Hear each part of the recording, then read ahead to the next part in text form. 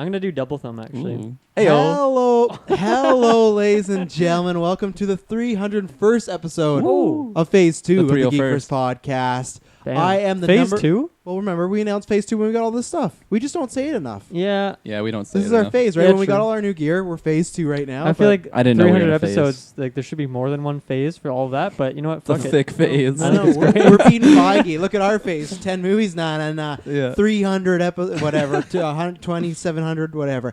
I am the number one KHJ listener, Travis now. Hey. I am the stuntman, Dylan Musk. I am the vicious Kirkland Patzer. Nice. Ladies and gentlemen, if you haven't guessed by our nicknames or the title of this podcast, we are about to review Once Upon a Time in Hollywood. We will do non-spoilers. We will let you know, and then we're going to get into spoilers.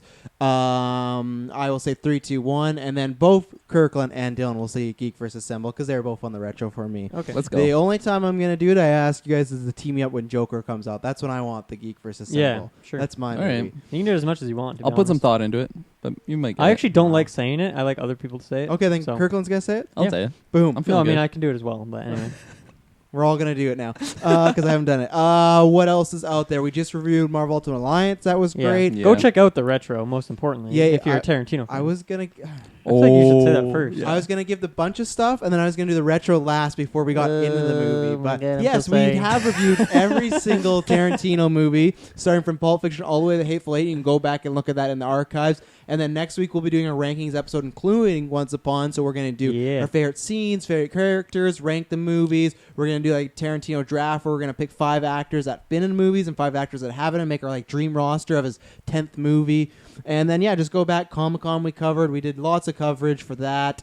Just subscribe for anything else we drop. And if you like this review we're about to do right now, give us a review on Apple Podcasts because that'll help us out big time. We want to hit 200. We're close. Oh, We're yeah. closer than we've ever been. So please, that'd be tremendous. We need written ones, not a star one. The star ones help, but the written one is what we need to qualify for our next milestone, which would get us maybe to phase 3 if we're raw on tomato. And you don't have to critics say much. proof. You can say great. You Yeah. can just say bad. Like, But it's still pretty get the 5 simple. stars. If we went, do that oxymoron. Say bad, but then 5 stars. Yeah, we need to get those numbers up because we had a long phase where a lot of people were shitting on the audio quality for a good reason. Yeah. And so Absolutely. that gave us a lot of 1 and 2 stars. So we really need some 5 stars Yeah. just to balance that out. But only if that's true in your heart. I don't want you to put a 5 star if you don't think we deserve We it. did get bumped up to a 3 average. So before That's pretty we good. were, That we is were at nice. like 2 and then 2.5. So now we're at 3 out of 5. So See, we're slowly passing. climbing. I Yeah, we noticed are. as well though, our Canadian reviews are a lot different from Oh, our Canadian reviews were 4.5 Yeah, average. okay. The American reviews Let's were go 3. Canada. Yeah. So We are you love combining Canada. both of them for like the 3 average? I don't know if I can get a combined one Okay. actually. So because I think the charts I use are all American ones. So I don't think Okay. there's a combined one. I Maybe see. some Taylor will do it. We'll get him Yeah. to do it. But Yeah, get Taylor to do it.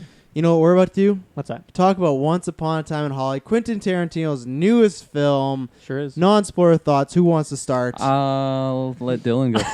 'cause Whoa, big swerve. Oh, okay. Once upon a time in Hollywood. Where to start on this one? in the 69s. You know, if you're just tuning into this and you didn't tune in the retros, first go do that. Yeah, But which happens a lot. yeah, and obviously the fact that we did a retro, like we're definitely big Tarantino fans.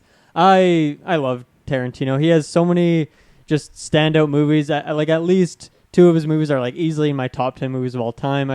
His movies are so unique, so interesting. He has great dialogue, great cinematography, really interesting like pacing on his stories, and like ordering. You know, just really like interesting storytelling the way he does it.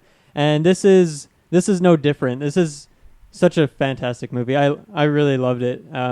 I think it's interesting. It feels so different from his other movies, yet it still has a lot of the Tarantino isms, a lot of those factors that make it feel like one of his movies. But I feel like the structure, I don't want to say it feels more like a generic movie, but I think there's a lot less of like things that are out of order. Like it's a pretty linear story, but I feel like it's I feel like your main character in this movie is actually a lot more developed than like maybe any other Tarantino character, 100%, honestly. 100%. Yeah, like the journey they go on is quite a bit different. Like a time factor is part of it. A lot of Tarantino's movies take place in like, 1 or 2 hours, as long as the movie is, right? This one is a lot longer time scale, but you get like a really interestingly developed character that Leo is just so phenomenal at. He does it perfectly. I feel like this movie has a lot more heart than any other Tarantino movie as well. It still has just great cinematography moments, really, really interesting shots. looks great. A lot of just like, I don't know, really, really visceral scenes. Just obviously Tarantino is such a fan of movies and film, and that like shows through more than anything because this movie is about an actor and a stunt double, and it takes place in Hollywood. So you see just a lot of shots of different like places in Hollywood, or even just like posters or the front of a movie theater, and it's just like you can just tell how much he loves this stuff, right? Like how passionate he was when he was making this. I mean, that's for all of his movies, but it really comes through like twofold in this one. I mean, once again, acting and writing is phenomenal. You don't have really like long extended dialogue scenes between two characters, or at least you don't have as much of that as like an Inglourious Bastards or a Pulp Fiction or even a Reservoir Dogs.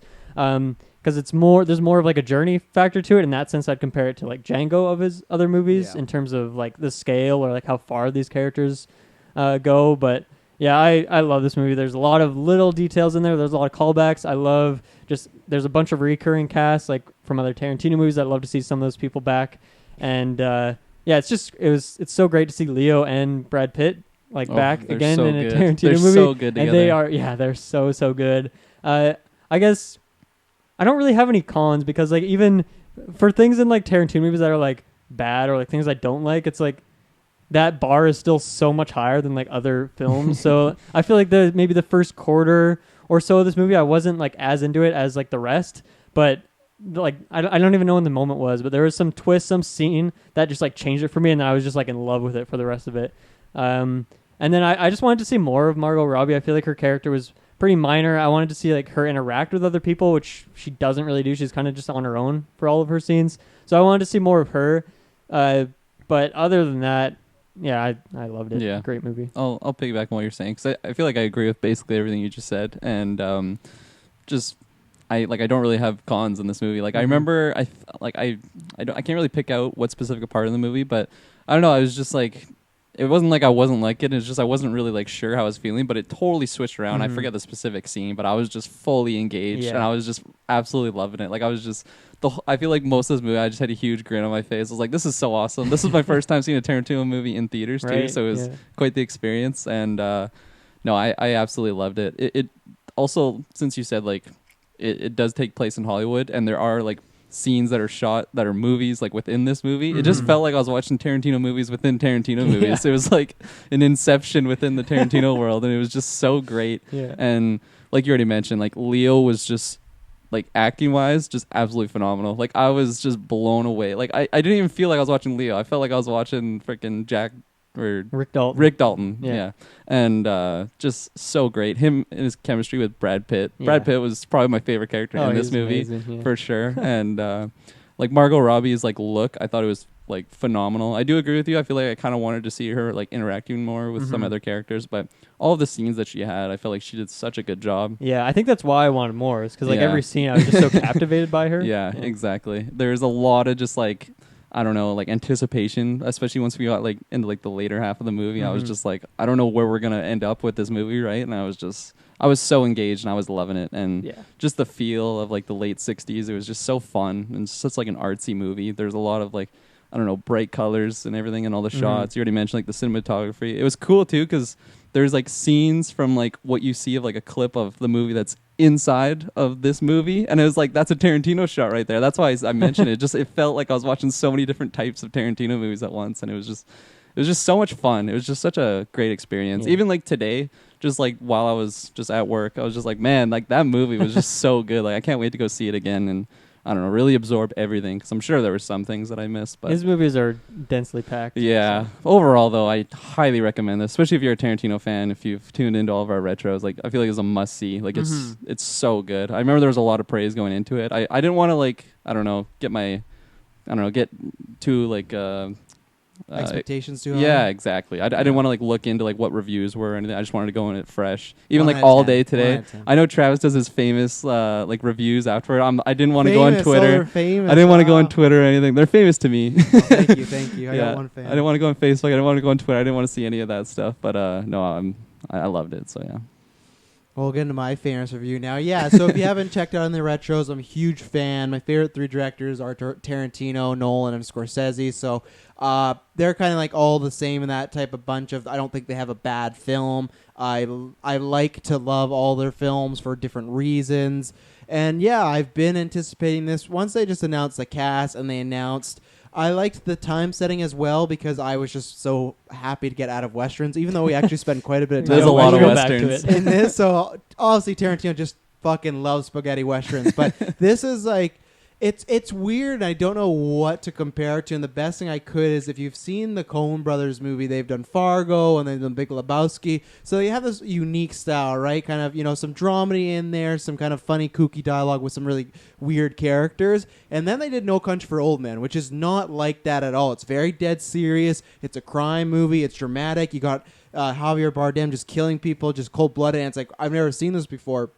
Like Dylan was mentioned, there's times where it's like you can still tell this is a Tarantino movie, but this definitely in a good way. And this is why I like all the stuff he does, but I'm not saying this is a slight to it. It feels the least like Tarantino, but like I said, in a good way. Sometimes I think we kind of said that with Jackie Brown when we retroed it, that it felt like someone trying to do Tarantino. This just feels like him almost evolving in a way. And to me, I don't know if this, I'm not going to say if this is a masterpiece or perfect on a first watch because I don't know how confident I feel about that. But if he does retire after 10, I really wish this was actually number 10 because I think just this encapsulates his love of film, and I think he uses a bunch of tools and then a bunch of new tools. It's like, it's a strange movie that I was not expecting. There's times where it's just very melancholy, and like the main character is easily, so it might be unpopular to say, but like Leo, I think if you're going to put him up against like a Hans Landa or like a Jules, they're going to always go down as maybe like cooler characters. And that's what he's done, right? You look at someone like the best example is Butch in Pulp Fiction. He's the same character from start to finish. He's like, I'm going to take this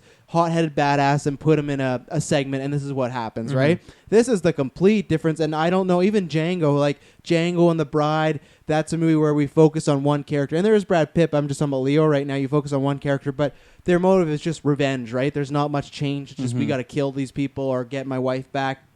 So with this, it's not that I didn't think Tarantino could do it, but he hasn't really done it before. So seeing him do a really developed character, not just a cool archetype, and even then, Leo's character is not really a cool archetype. You meet him, and I won't get into too deep spoilers, but he's just like the trailers are revealed. He's just a sad dude worried about his career, and Leo is phenomenal. Him and Tarantino are just... They're just peanut butter and chocolate. You look at Calvin Candy, you look at this, they just go together so well. I can't wait to get in spoilers and just talk about what Leo did. I think Brad Pitt fills the role if you want that cool character archetype. That's kind of him, and he knocks it out of the park. Oh, yeah. I love this so much more. You can check out our Bastards one where I love Bastards, but the thing was Brad Pitt, I like, All the Rain, but I always felt it's a little cheesy, a little over the top, and I don't want to say it's easy to do, but it's just... There's not much there. Where this, he has not as much layers as Leo, but I like this type of acting from Brad Pitt. I love, I can't say that's a spoiler, but I love the dynamic. They have great chemistry. Margot Robbie is good. That's I don't know if it's a con for me because I've been going back and forth all night about it because there's certain things with her and her storyline I don't know if are needed, but when I sat on it for a while, I really liked it and kind of came around and be like, I'm fine with it. That's why I can't wait to watch a rewatch. Yeah. But it's just a love letter to Hollywood. There's so many fun Easter eggs. There's probably so many I missed because I'm a big film buff, but like the 50s and 60s is stuff I've looked into, but it's still, there's so much film that I've missed that I can't wait to see threads and whatnot. It's super meta, kind of like what Kirkland was talking about. There's like tributes to his own work. There's tribute to Hollywood. There's tributes to stuff going on in real life. Like there's just like fourth wall breaking all the time, not in a Deadpool way, but just in a way where it's like, okay, he's doing this while this is happening, and it's like, it's so weird. This film, I just loved it. It's easily my favorite film of the year so far, and it's tough because I can't put it on the level of Pulp Fiction right now because that next to Dark Knight is my favorite movie. Dark Knight I always put aside a little bit because it's my my Batman bias, but even then that's still my favorite movie. So I go second, Pulp Fiction. I think that one is, you get a bit more of an entertainment value, but I think that's just the way it's broken up. So I'm really back and forth with where this ranks, but it's high up there. It's in the top 3 for sure. And yeah, I love this movie, and I was a little bit different. The second, we'll get into spoilers, but the second, about 2 minutes in, they do something in this movie, and I was in, and I was just in it from start to finish, and it's just a world I didn't want to leave. This is something where I've talked about other Tarantino movies where it's like, you could have cut 20 minutes, 30 minutes, and then there's something like Pulp Fiction, or for me, Django, where it's like, I can just keep watching and not be bored. When people said, oh, Django's too long, I was like, no, I could watch this for another 5 hours. Same thing for this. I could just watch these characters just talking and doing stuff, and I thought he did the time period great, and we saw a little of this in Death Proof. We talked about it, but I love that I was always like, will we see another horror film? And he kind of has aspects of this again, kind of like Death Proof. So I really liked seeing that again because I always wanted just a full-on, straight-up horror movie, so we get that a bit. And it's a great movie. If you love Tarantino, I recommend it. If you like Tarantino, but if you have some problems, I would still recommend it. I think this is like one of the most accessible ones, but then I think that gets countered by it's very long. And there's also some problems I've heard shout, like we'll talk about in spoilers, but with Margot Robbie and stuff like that, where I'd go, I can see that. It just wasn't a con for me because the way they kind of retextualize some things. But I would recommend it if you're a big fan of him. If you're kind of iffy, maybe watch it home because it's pretty long. So how long was it? Because honestly, time flew by for me. Like I was just just in I thought the pacing was great. 240. 2 hours and 41 minutes. So it's third longest movie. It definitely did not feel like that for me. So. Like when I left, it was I don't know what time what time your guys' movie was in, but I just left and I was like, man, that felt like it was less than 2 hours. Like it actually just flew by for me. Wow. Yeah. So into it. I thought the pacing was great, but it still felt long, in just like a good way. Like even when it ended, I was like, oh, I just want more. I was so greedy. Like, oh, why do you have it now? Yeah. Anything else or getting the non-spoilers? I want to touch on one more thing that you kind of sparked to my mind is like there is it's not really a con. It's not really a con. It's just there is a lot of references to old movies and stuff, old Hollywood that like I straight up just don't understand. I'm not going to pretend that I know these references. So I think there's a lot that goes over my head, and it's not. I don't know. It's not really a con. It's just like that's just the way it is. So there is some scenes that don't have as much impact for me as, obviously someone who would know like what that is referencing to or what that scene is like reshooting of. And I know he does that a lot in his movies where it's like a lot of shots or even just like dialogue he just like takes from other things, and it's just like an amalgamation of like 1,000 movies that he's seen in his life almost. So it's like you can never know what all of them are. But there's definitely a lot that I just straight up don't know what he's referencing. I feel like I'm definitely in the same boat as you. Like for my next watch, I want to go on like YouTube, watch a little breakdown, all the Easter eggs in this movie specifically, right? Yeah. But no, it was jam packed, and there was a lot of things that they would like highlight. And I'm like, Travis probably knows what that means, or like someone probably knows what that means. I'm just not. I don't know. I don't have enough experience. It's like there's like one or two scenes where it's like it's a fun scene, but it doesn't have a huge impact for me. I just don't understand what's going on. Well, two things I want to shout that I forgot. One, Dylan shouted the cinematographer. He loved that. Obviously, like you look at something Hateful Eight, which is these great landscapes. I think this is my favorite shot movie he's done because there's just these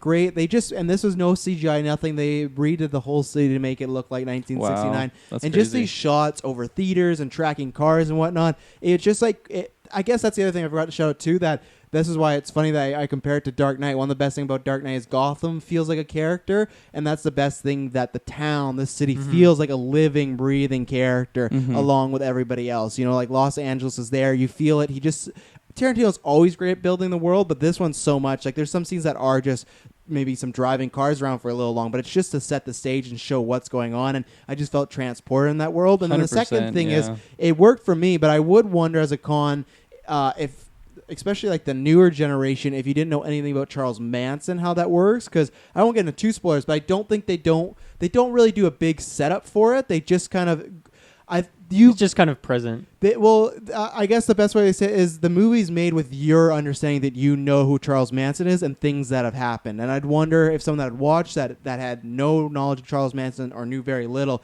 if they get the same thing. Because you can see from the trailers, the Manson family and everything like that, it's kind of used as like an impending doom sort of thing. And I wonder if you didn't know, and I won't get specific, but if you didn't know how that setup would be, right? Because I don't think they don't contextualize that really, but it is a big thing. That is a good point, because if someone just wasn't aware, they wouldn't even know. Like, I was about to say a spoiler, so I kind of caught myself there. So I don't know. I don't want to go into it too much, but I don't know. But safe. I like turtles. I appreciate it.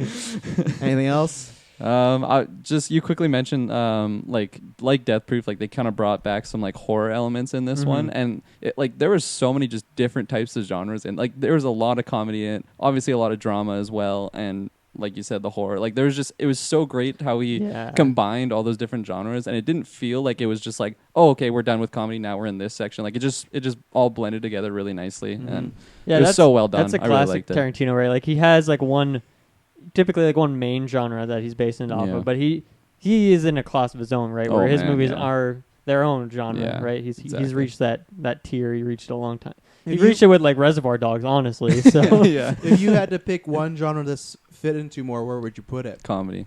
Okay. That's just, I mean, yeah.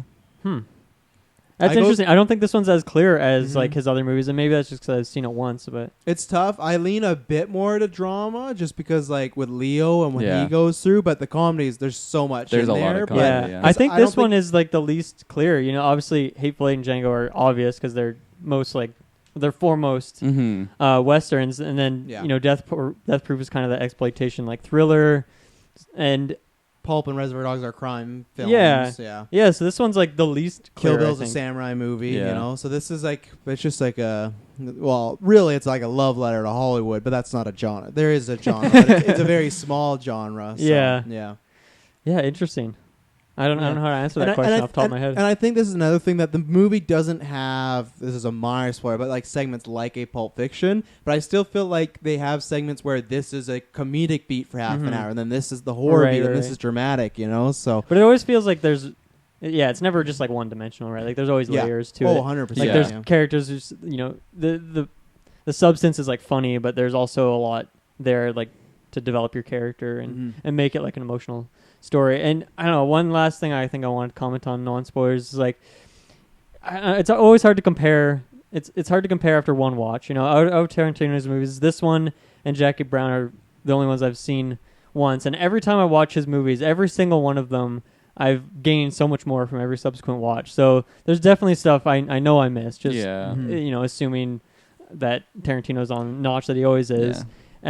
And I don't want to talk too much about rankings because we're going to do a whole episode on that anyway. But even after one watch, it's still like up there. Like way up there's a lot going on in this one too. So I feel like I need like 2 or 3 more watches, right? Yeah. And also just quickly, like what you mentioned, how there's no like CGI for like the world. I remember at one point I'm like, this is like, it's just so like diverse in the backgrounds and everything. Like I don't know how he could have done this. So I'm like, that must be CGI, right? But then obviously you just gave me the fun fact that it wasn't. It kind of blows my mind. He has the budget for that now. There's so this one was 90, like, it was $90 notoriously million a lot more. And people are like, what's going on? But you know, he just wanted to make it authentic. Like, it'll pan out. It all just looked so good though. Everything, all like.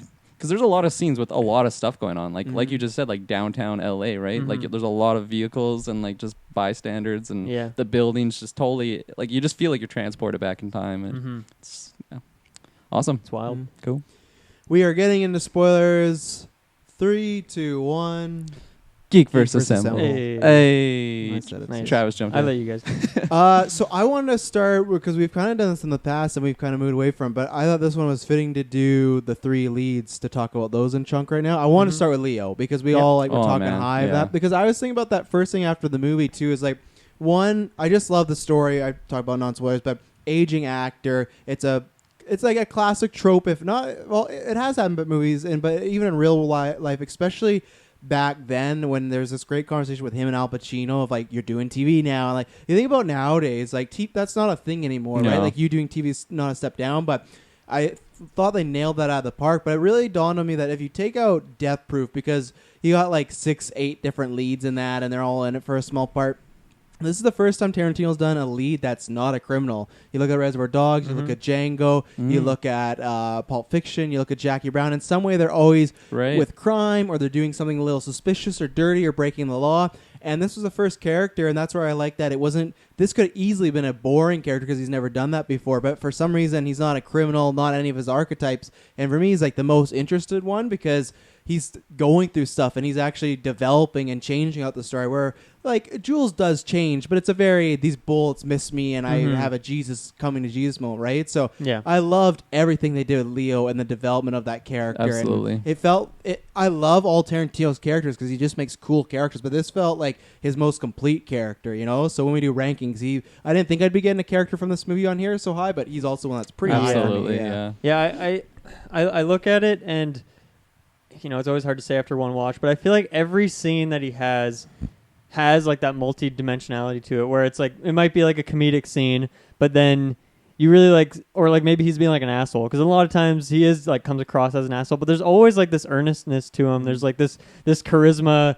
You feel bad for him, and yeah, the way he acts that is just so good. Like how he just like randomly breaks down, and then like he stutters sometimes when he's nervous. Yeah. And then it like loops on itself, because he's like being an asshole, but then you feel like you kind of like feel for him, and then it just like, I don't know, keeps going back around, because then he just like develops this ego, and he's like fucking Rick Dalton, you know, he's like popping off, and then it like kind of loops, and it just like keeps going like that. That's why I love it so much, because I don't know, I guess maybe it's not just like a linear progression of this character who is, you know, this thing at the beginning and that thing at the end. It's like every scene, I feel like there's just so much to the character, and that goes down to, of course, the writing, but also the acting, like the way those two things work together. I'm sure they worked a lot on this character, or maybe Leo is just that good and took the script and did it instantly. But it just feels like such a dynamic character. And I'm so excited to see this movie again, knowing like where he is at the end, because even though it's like,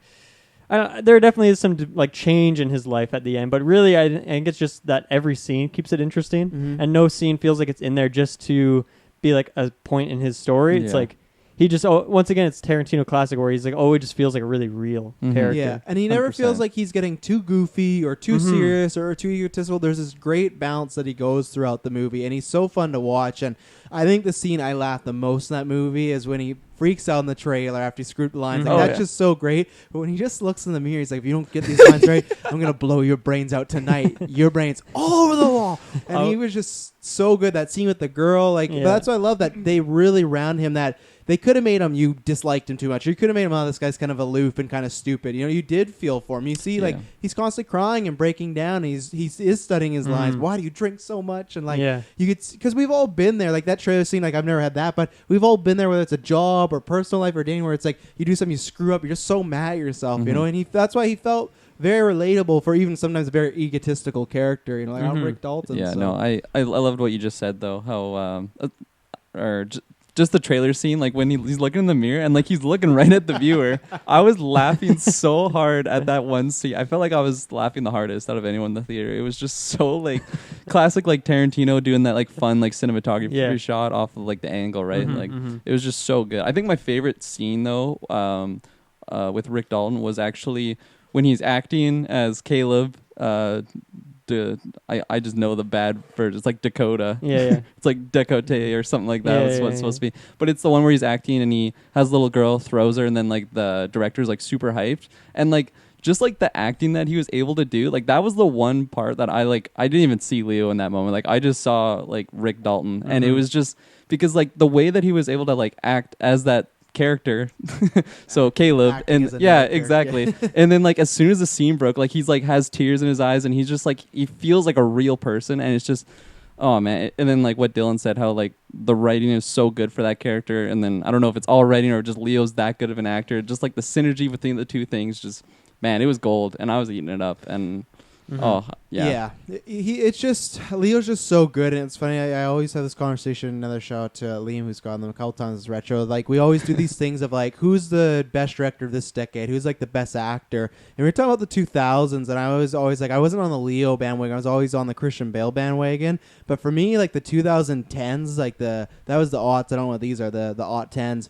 This is like, for me, he's established himself as the best actor of this decade, because the first decade, or when he was getting big, it felt like he was always in these good roles, but he's always playing, to me, like the same type of character. He's just really good at that character. But if you just look at everything, you look at just these past few years, like Wolf of Wall Street, Django, this, like they're so different and they're so wide. Where that's what I love. Where before I felt he was always going for these leading man roles that were kind of like, you got to save the day or you got to solve a crime. Where this is just. This is such a different character from Calvin Candy, because they are both so insecure, but in so different of a way, you know. And I just was so surprised, because I just thought Pitt looked so cool in these trailers. I'm like, oh, that's gonna be the guy, and I loved Pitt as well. But I really attached to Leo's character, and it was great the whole way through. And just it was just a simple, great setup of he is a part of this very popular show, Bounty Law, and he screwed himself because he left because he thought he'd be a big movie star, and and that's why I loved like the time jumps. Oh, and not last thing, but the thing that hooked me was just when he had that meeting with Al Pacino, and then it cuts into his movies and Bounty Law, and it's just like 5 to 6 minutes of just us watching what the show would be. I loved it because any other director could really screw up and make that feel cheesy or kind of lame or just like a gimmick. Yeah. But anytime they did that, it just worked so well. And again, it just world building just made you feel like you were in there. You know? And that was interesting because that scene in like any other Tarantino movie would have been a scene with them talking for like 15 minutes straight, and like it would have been a good scene probably, right? Like we've seen that in Inglourious Bastards, for example. We've seen it in Pulp Fiction, but it was fun to see something like different, and that's where it felt like a Tarantino movie, but like having those extended clips in there, because he does that a lot where it's like a quick cut, like up to 5 seconds of just like some funny little scene that's related to the story. Like the acid cigarette, right? Like this acid cigarette, great, and then they cut right away. Yeah. So I don't know, it was cool in that particular scene to get something different, and it was just like even the material naturally, right? Because just it was fun to see his other movies, because then you kind of get a vibe of like what his career is like. So you get like a little bit of backstory on him there. You can see he got tied into like a lot of like cheesy sort of action movies. You know, like he didn't break out like you fucking Nazis. So good, but like I loved all that, and good big shout out to Al Pacino. Really good in that scene. He was really good. Yeah. Another thing I thought was really interesting with this character was just like the aspect of change or being wanting to change, because he does feel like a very like old fashioned kind of character at the time, like just always the fucking hippies, like calling out the hippies. Even that Look scene, at these fucking hippies. So dirty fucking hippies. The scene when he's being asked to like wear this wardrobe and like change his hair, and he's just like not having it. You want me to be a hippie?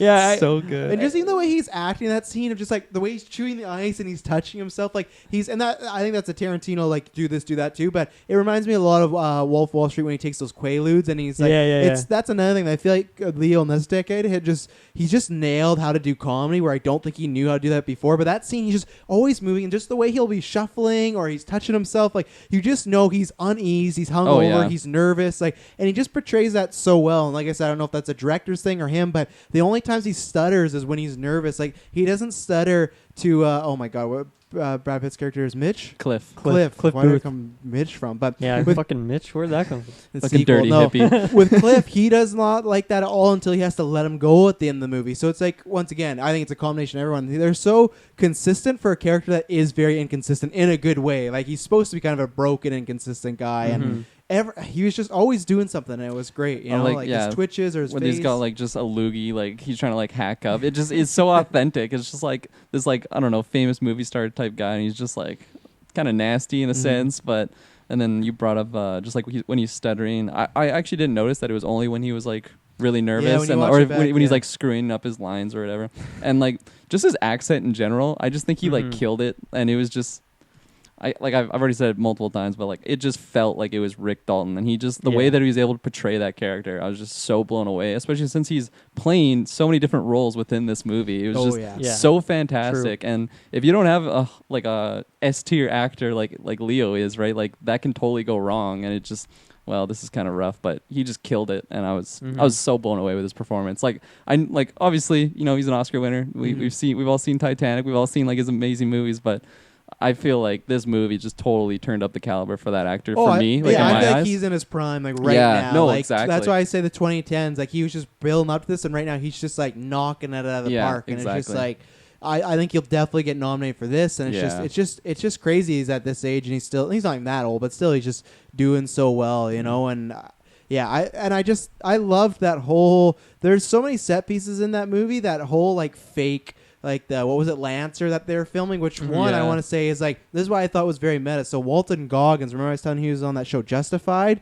The lead of that show is the guy that was playing Lancer, and it's like a Western show. So like I think Tarantino legitimately watched Justified because it's like a Western in our day and age, and he in that plays like a cowboy with a hat. So like even Timothy Olyphant is like being this meta stuff. But I loved The Night Before when we see him in his kitchen rehearsing his lines, everything. Yeah. He's doing all the little voices on his box and whatnot, and the way he framed to make it comedic, that when he would forget the line, it'd be all serious and dramatic music, and it would just stop, and the camera would just circle pan to him and just line, and then would pan right back. Like that was done so well because even when it happened again, you could go back to it, it won't be funny, but every time he needed his line, it was funny. That whole set piece, and even the way it was shot, like it showed, like the you're cinematography in those scenes was amazing. Yeah, it was so fantastic for a scene that I think could have been boring if you're just because there's nothing.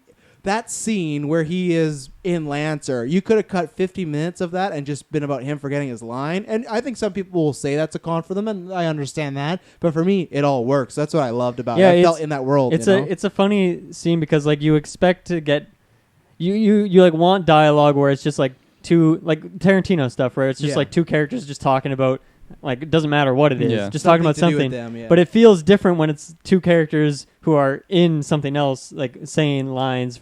It's like this, that as you mentioned, like the Inception aspect of it, and it was still like consequential. They don't matter. Exactly right. They don't matter for the characters' stories, but it was still so much fun to see those. Yeah, scenes. no, exactly. That's why I just loved any of those scenes that we're literally like taken into a world within this world, and like I felt like I wasn't even watching Rick Dalton anymore. I was watching Caleb, and he just did such a good job. Like, and the way he kind of like hams up his acting.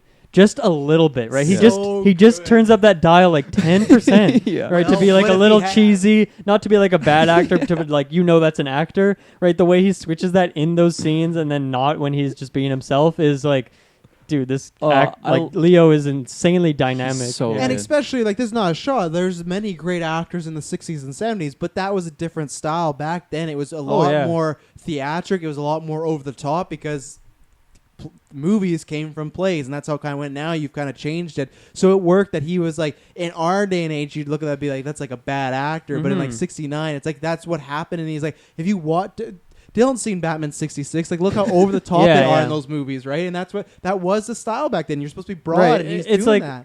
And obviously the characters in that scene, in that restaurant talking, like they aren't gonna have like Tarantino dialogue. They're going to be talking about like plot stuff because that's like what those movies kind of were. And so the fact that the dialogue didn't feel like Tarantino dialogue, it felt like it was some cheesy western. Meant to emulate like them just talking about like these bandits coming to town or whatever the fuck they were talking about. Some about shipping and dynamite and stuff like that. I feel like every scene with Leo was honestly I don't think there was like a bad scene in this movie, so it's hard to say, but he like every scene is so interesting.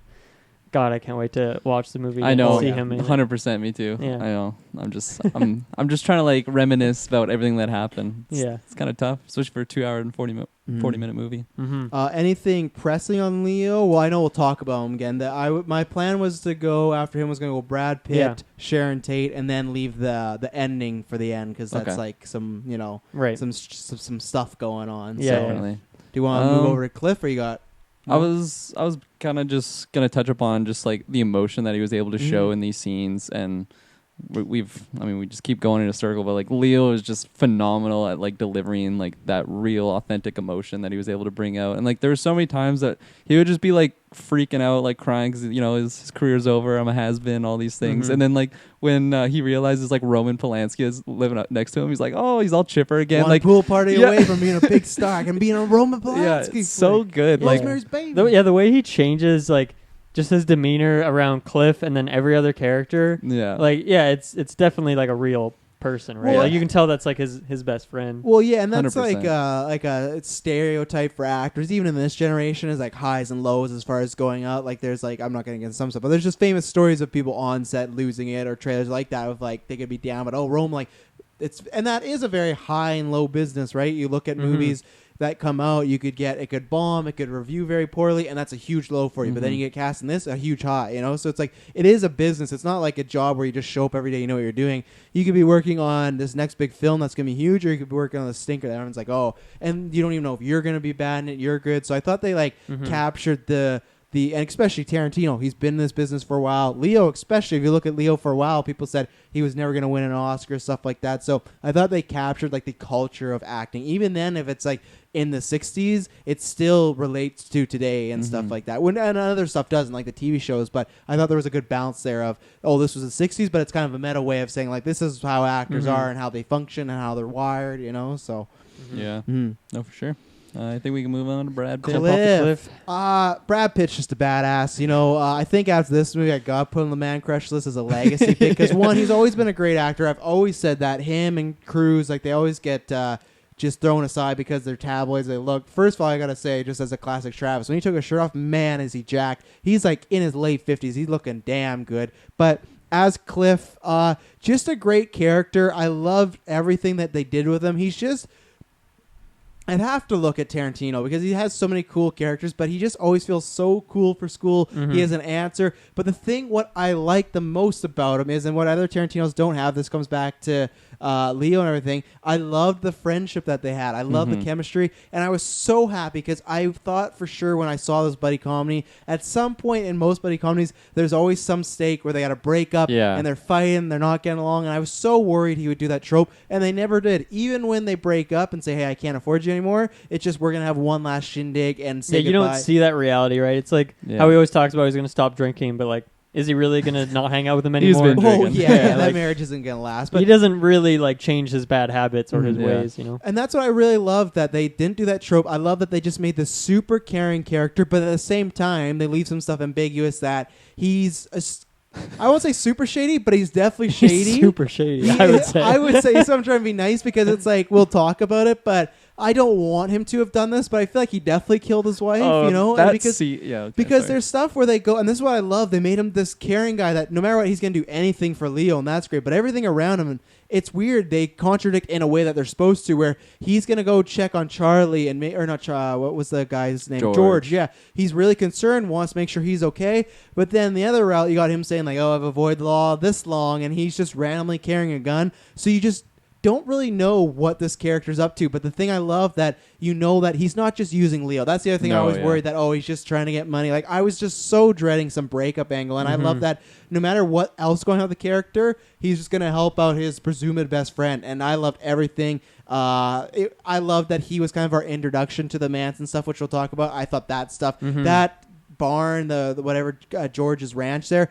fantastic. That I love that sequence. That's been a sequence that people talk about like, oh, it shouldn't have been so long. That's why I loved it being so long, because it was just building tension, and you're just waiting and waiting. There was a lot of tension build up. Pitt, such a good actor, be so cool, but he's still cool, but he's still selling that. You can see he's uneasy, he's worried because he doesn't know how it's gonna go. And Pitt, same thing, just knocked out of the park, and love this character. I 100% agree with basically everything you just said. Like, like going into this movie, I don't know, like, they kind of just build it up to be like, okay, this is like the badass, like head honcho guy, tough guy, stuntman. Head honcho is kind of a bad term there, but just macho man, and just like basically like the muscle for like Leo. That's kind of like I don't know how I was getting some thoughts going into it, but like.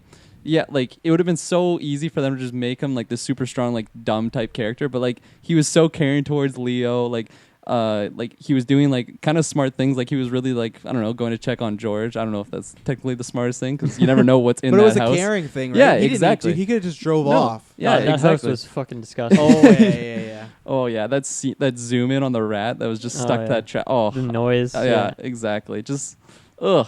Classic Tarantino. They're just putting the camera on the things that are a little disturbing. But no, Brad Pitt easily. Leo was so phenomenal. For me leaving this, I thought for sure Brad Pitt was just my favorite character. I don't know if it's just like a lot of the comedy stuff that was wrapped around him. It just 100% worked for me. Like, I ate that shit up, and just his look was so phenomenal. The way he acted, just a lot of like just the mystery around the character as well. Like that little like cutoff scene when it's him and his wife on that boat. That's one of my favorite scenes in the entire movie. You don't want to talk? Yeah. He's just like holding like the little like harpoon gun right there. And then it just cuts back, and it's just totally left for interpretation. Yeah, but like perfect. And so good. And it's so good. I love another thing, and that's why I could understand if anyone has a problem with it. But there's a moment when he's gonna do the stuntman work on that show Lancer, and he goes, "No, Randy's crew," and he goes up and he's fixing Rick's house and everything like that. He's like, Randy, and he has like a 25 to half an hour flashback about it, and then at the end he's like, fucking like, he says something like asshole, and then he goes back to doing like it's needed because it does give some, like, it shows some backstory, and it also shows that he takes on Bruce Lee, which is like, you know, it's a little sometimes cringy because Bruce Lee was so like a badass, but it's supposed to set up, he is tough and he could take on Bruce Lee. But it's such a weird thing again that you're in this scene for so long, and then just comes back to me, he's on the roof, like, and he moves on to this day. Totally. It's so good. Yeah, I think his character is so interesting because, like, you don't really know like what his ambition is like in life. You don't really know what he wants or what he cares about. Like he's kind of weird. Like, he's almost just like content with the life he has, even though you see like you get like a lot of hints of why he might like should be unhappy possibly, like even just seeing where he lives, you know, it's kind of a dingy spot with his dog in there, and you get like a really just classic Tarantino visceral scene of him making some mac and cheese, which I loved. I love all the zoom ins. The dog food. Ooh.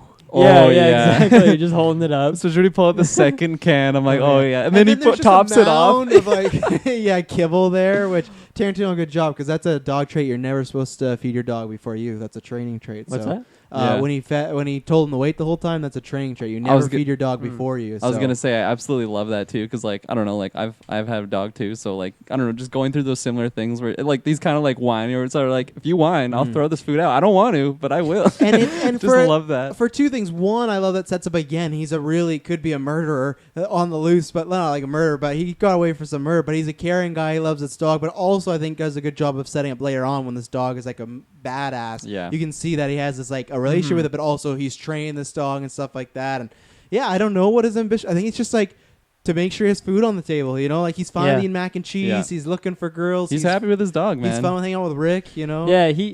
Yeah, he's not quite. He's not like dynamic in the way that Leo's character is, but he's still super interesting. Yeah, because there is that shady aspect. What did he do to his wife? Did he kill her? Like, yes, she's annoying, but like, should he have done that? No. Obviously. But he's also, you know, the vibe with the hippie girl, like. He just kind of comes off as creepy in those scenes, right? Even though it's like he's always thirsty. Every time the girl's there, he's like he leans over and he's like his glasses and he's like he's just looking to get some, you know. Yeah, you just leaned right out of the mic. I know. Pulled the I came back, but like at the same point, he is kind of creepy. But then he checks for ID, so there's always like this back and forth of like this should be a guy that's breaking the law and doesn't care. But then and he explains like he doesn't want to get caught. Yeah, but exactly. Still, it's always back. Yeah, and even forth. just the fact that he goes to that ranch and like. Is walking around like yes, maybe he knew who George is. He's wanting to check on him, but also I feel like he's just looking for some adventure. He's just like kind of bored. He's just looking for something to fill up the day. He gets paid to just drive around and then pick up Rick at the end of the day, right? He feels like a GTA character when it's like, why are you doing He definitely does, yeah. Why are you doing the side quest? I don't know. I'm just going to go do it. And he's like, well, okay, I'm going to walk in this mansion and talk to weird-ass Dakota Fanning and all this stuff. And I loved the girl who, I got to look up her name, but the girl that was the hippie picked up, she was phenomenal. She was so good in it. I've pegged her my draft for a future year, whatnot. She was really I was like, okay, well, I've seen her before. What have I seen her in? The one thing I've seen her in is that god-awful Death Note movie on Netflix. Were you on that review? No, Who was on that review? It must have been me, Briggs, Jessica, and Taylor. Then. Oh, did she? I guess it was not you two. Did she plays the girl? Yeah. Really? Yeah. That's not a good movie, and no one's good in that movie, so that's tough to gauge, right? If I remember correctly, she was the best part, but it was a very, very bad movie. So she wasn't like a good part of it. She was bad.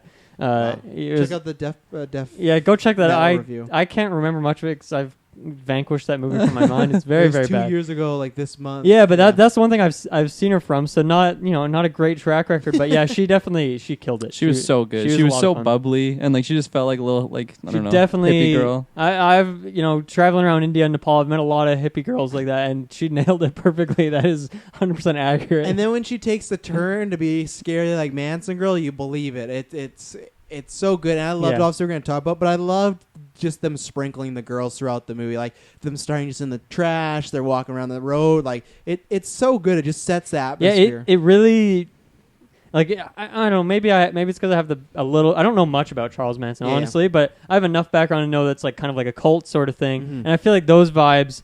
I mean, maybe it's because of that background, maybe it's because it's not, but I feel like they established that vibe perfectly. Just the way they walk down the street together, like digging through the garbage, going to that ranch. Like they really established that weird cult vibe where you don't really, because I don't know too much about the backstory, honestly, but it set that vibe perfectly of being kind of mysterious and just really creepy and like this unsettled tone to it. You don't really know what the fuck is going on. You don't know what's going on inside those rooms. It's just like anytime you see them, you just don't know. Especially when he picks her up, you're like, don't pick her up, don't pick her up. But then nothing happens. She's like talking to him regularly. Like, obviously, when she's talking about Charlie, it's like, oh, we know who that is. But the whole conversation is good. She's friendly. She's flirting with him, stuff like that. Like there's no vibes like that until it gets there. And then it's that turn of like, meets Lena Dunham and all her friends, and they're all kissing each other and really weird. Not kissing each other in a great way, in a way that's just like, okay, something's off here. You just got but homeless dogs like running around, and it's just like it's so. And then Bruce Dern, shout out Bruce Dern, always delivering. He's in these movies small, but he's always so good and just like, oh, the redhead back there. How would I fucking know her hair color if I'm blind? Yeah. And then he forgets him. Bruce Dern, always delivering. Yeah, so. He was so good in. Mm-hmm. Yeah, I think that's a good point. You mentioned that he like that character is kind of all of the presence of like the Charles Manson stuff in this movie. Yeah. Really, like it just comes upon Leo. Yeah, because no Sharon Tate is she's not really like much of a character. She doesn't have like a ton of screen time, and her scenes aren't even really about that stuff, right? No, I mean, it's not even about that really at all. So, yeah, I thought it was fun to get that vibe of the story just through him, because that's just like kind of world building stuff for the sake of like the classic Tarantino like alternate history sort of aspect. Yeah. And yeah, he was just such a fun character. I'm really curious after I see this movie one or two more times, like how I'm gonna compare him to Aldo Rain, because I love Aldo Rain. I love Inglourious Bastards, and I feel like their like those two characters, I see a lot of similarities between them in that they're kind of like over the top, or they're badass. I mean, Aldo Rain's definitely more over the top just with the voice alone, but I don't know. I'm really curious. Right now, I'd put them like pretty much equal, honestly. After one watch, I have to rank them next week. Yeah, I know that's gonna be hard. I'm gonna need top 10 characters is tough. I've looked at it. I've had to make a couple bumps. I'm like, I could definitely see like. Yeah, I mean, just thinking about it right now, I could see both of Leo's characters being in there, both of Brad Pitt's characters being in there, but I only get 10 slots. I don't know what I'm going to do. Yeah, just double them up. I just wanted to, I don't know if we want to talk about this after, because we were going to say after the Sharon Tate stuff, we're going to go into kind of the finale, but I was just going to say, like, the violence, like, wrapped around, like, Brad Pitt's character. Anytime, like, they're, like, in the past of, like, some Tarantino movies, especially, just one example is Django, like, the Mandingo fights. Like, it's very gruesome, like, violence that, I don't know, we kind of see in a lot of Tarantino movies, but, like, there's parts that are just like, oh, I can't even watch this. But, like, I feel like a lot of the time when Brad Pitt was just, like, beating the shit out of that one dude by the car that slashes, like, I was just like, fuck him up, Brad. Like, I was so, like, just, fuck yeah, like, this is so awesome. It and might just, also be, like, because that guy's, like, a cult killer. Exactly. And then the Mandingos are, like, slaves. Exactly. So that might be your... That probably it. My correct moral your alignment. Yeah. Like, this is bad. And then the cult guy, like, yeah, fuck this guy. No, exactly. Yeah. And just, like, just the stupid fucking look on his face. I was just like, oh, like, it's just so satisfying. And obviously, like, the late... fix it. Yeah, he's just covered in blood. It's just so good. Yeah. And, like, there was times where, like, okay, like, he did a really good solid first punch, and then, another one, and then he just did another one too, and I'm like, I don't know if it was all those were necessary, just but to teach him a lesson. Yeah, I was digging it. I love that shit, and, like, the way, I don't know if it was just combined with how badass Brad Pitt's character was on top of all that, but I was just eating it up. Obviously, there's the big finale at the end.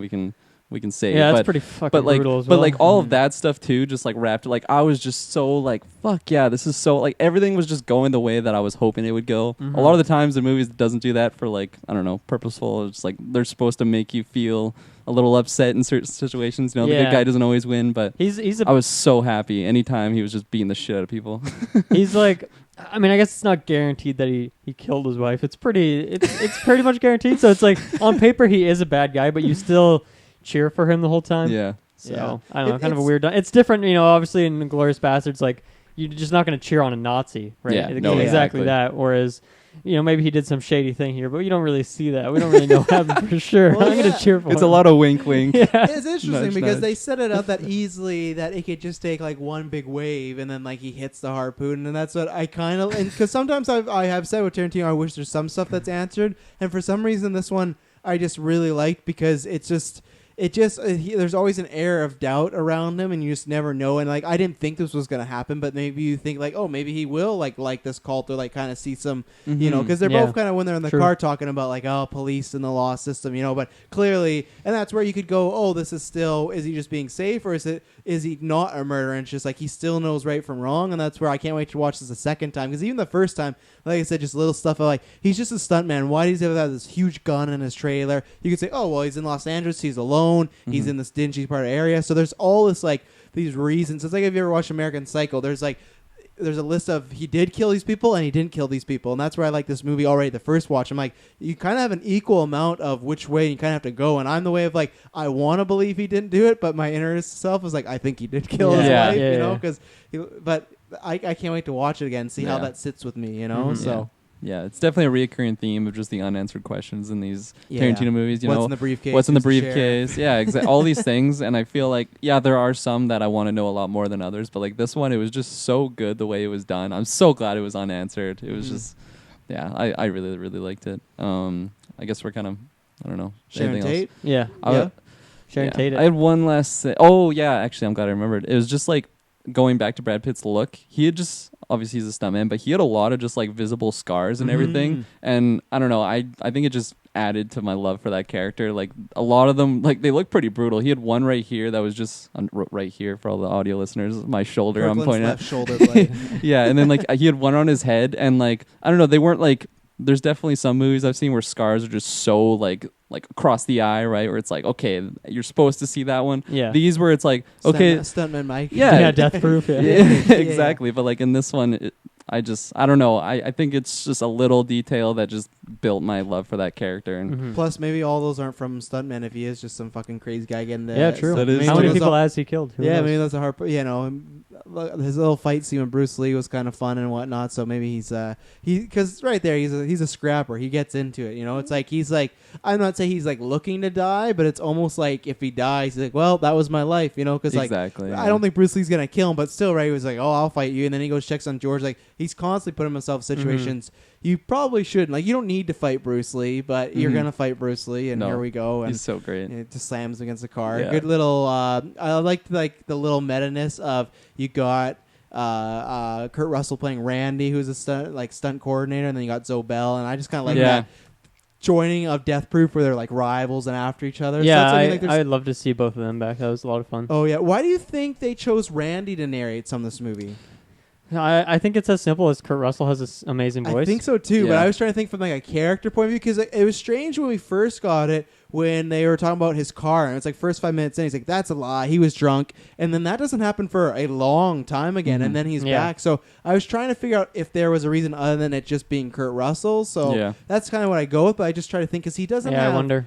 much of the story, but he knows them both, so I don't know. I'm happy Kurt Russell's doing it. Even you though almost feel like that's something he would give to Sam Jackson, who wasn't in the movie. I was gonna say, even though he did that in Bastards as well. He's done that before, but man, there was no Sam Jackson. It was disappointing. No, it was sad to see that. It was a little sad. I wonder why. Probably because Nick Fury had such a busy year. He did say, honestly, I think he did say because he was busy. Yeah. So, because he should have had a cameo somewhere, you know, because there was tons of cameos in here. Like Damian Lewis plays Steve McQueen, and he has like 2 minutes in the movie and he's gone. So there's just tons of cameos. This is totally not related to any of the characters, but when Brad Pitt's going into the house to go see George, did you see like the little like Mask of Zorro photo on the wall? No, I didn't. Okay, I was just thinking, especially like the rumors are going around that he'll be, I don't know, producing some sort of Django and Zorro. Yeah. So I was like, ooh, is this an Easter egg that he's hinting that he's actually doing it? I don't know. Obviously it could just be detailing in the world, but I saw it. I was like, that's sick. I like that. Maybe, I don't know. Maybe never know Tarantino. Never know with Tarantino. Plus, I imagine that's a movie growing up. Like, there's a reason he wrote a comment with Django and Zorro, and because Zorro back then was like their hero, right? Like Batman. Like that was the only thing they had for a while was Zorro. Exactly. Like it could have just been details of the world because you know they're living in that era. But and then very last thing on Brad Pitt, I just absolutely loved his chemistry with his dog. You know, I'm a big dog lover. Just. I don't know. They just felt like best buddies. Yeah, it was so great. First scene where he like walks into his trailer and the camera's not on it, but you can just hear them, like the dog, how excited and he gets there, and then it zooms over. I thought that was kind of a fun so shot. good, especially like we've already mentioned like Tarantino, like the zoom ins on his food, you know, the zoom ins when he's like dumping like the dog food in there, and then it does a zoom in on the dog's tail, and then the dog's tail is just going. I don't know.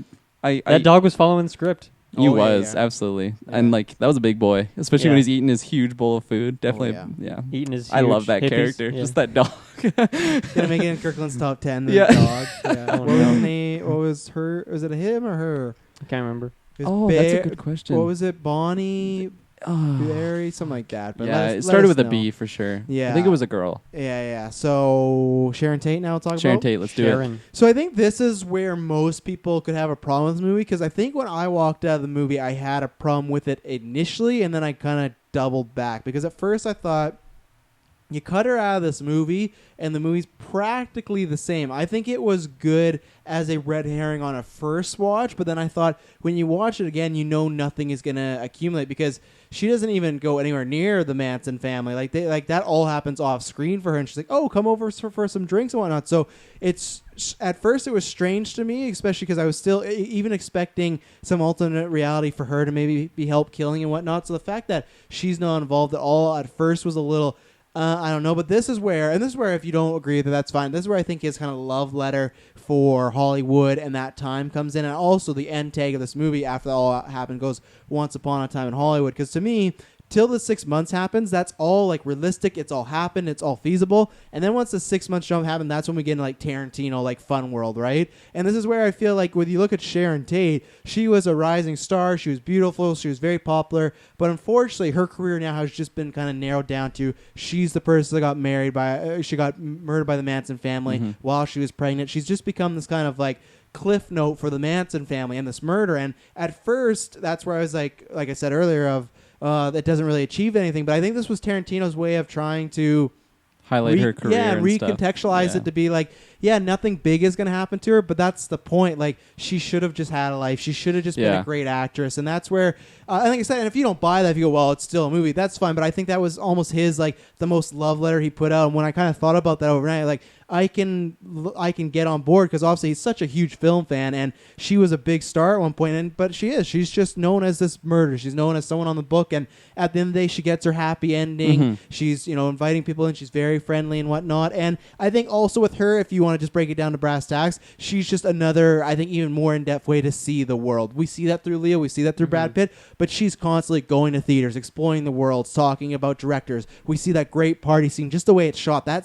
That shot of her walking in and following her through the house and then over the roof, so fantastic. So if even anything, if her character was just to set the world up, they did that. But that's kind of how it worked for me. But at first I was a little uneasy on a second watch. Am I going to kind of be bored by these scenes because it leads nowhere really? Yeah, but I mean, really, she doesn't have that much screen time in total. So I don't know if it really like brings too. I don't think it like brings the movie down in that sense.